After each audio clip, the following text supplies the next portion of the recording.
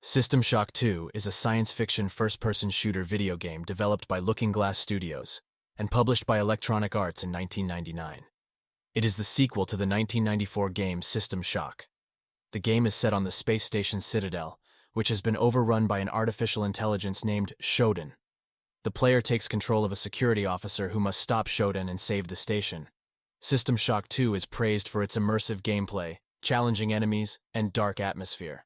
The game was a critical and commercial success, selling over 1 million copies. System Shock 2 has been cited as an influence on many other video games, including BioShock, Deus Ex, and Prey. The game's soundtrack was composed by Gary Schyman, who also composed the soundtracks for BioShock and BioShock Infinite. The game's voice acting was directed by Tony Jay, who also voiced Shodan. The game's development was led by Warren Spector, who also developed Deus Ex. System Shock 2 was originally planned to be a sequel to the movie The Abyss. The game's original title was System Shock: The Poseidon Adventure.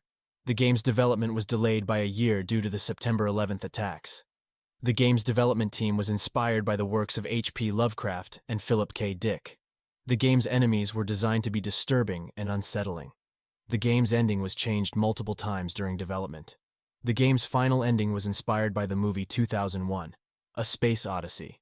System Shock 2 was one of the first games to use the Unreal Engine. The game's graphics were praised for their realism and detail. The game's gameplay was praised for its freedom and flexibility. The game's difficulty was praised for its challenge and fairness. The game's atmosphere was praised for its dark and oppressive tone. The game's story was praised for its depth and complexity. The game's characters were praised for their memorable personalities. System Shock 2 is considered to be one of the greatest video games of all time.